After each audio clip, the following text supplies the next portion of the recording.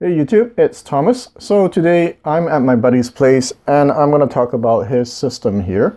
It's a very simple bookshelf with an integrated amp and a DAC system. This system actually cost about $6,000 when it was new.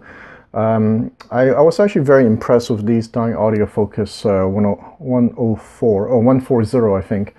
So much so that I actually went to buy the Dynaudio Focus 160, which I'll review some other day. So what do we have here? We have this fancy Sony Walkman. I'll put the model number there in the description. So what it does, it you can hold a lot of music. It can work like a DAC. And right now we have it output to a Chord Mojo DAC. And then you have a Furutech stereo 3.5 to RCA into the Creek Destiny integrated amp, and then you have it output with I think anyway pretty okay cables to the Dynaudio 140.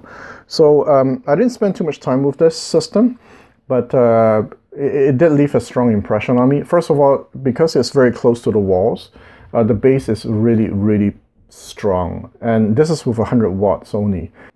Sure, the bass is not, it doesn't have very good definition, but the power and the presence is really there, even compared to the Furutech 1028 my friend has, because he actually came over and he listened to this too, so that's why he was quite surprised. And of course, it's just because of the fact it's very close to the wall. And also he has these ISO acoustic stands. But this is a very nice integrated amp. I really like the look of it. And the fact that it surprised me because of, as I mentioned, the bass. Very refined, very tubish and warm sound.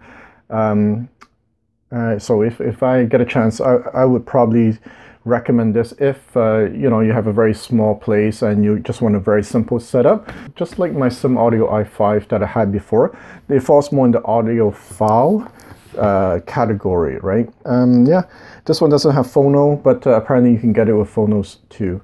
If I were to compare it to my Dynaudio Focus 160, I find that this generation is a bit more bright. I don't know if they use the same tweeter. It looks like it. When we listen to it here, even though there's a strong bass, I feel that these are a bit bright. But of course, it's possible that I find it a little bit bright here because of the amp, maybe the DAC itself, compared to at my home, right? I'm driving them with 1,000 watts as opposed to 100 watts here. Oh, well, 175, I think, at 4 ohms. But they're very detailed, very sharp. The tweeter is actually called Isotar. It might be the first generation, and the one I have might be the second one. My friend told me that they're good for classical music. In his room, for some reason, bass really comes out. So he never needed a subwoofer when he listened. He mostly listened to classical music. Imaging, he said, is fantastic, but not the way it's placed right now, because he used to have it in a separate room. Apparently they need to be, I don't know, further away from the wall and further apart. Right. So I just want to make a quick note on this one because I find it really cool.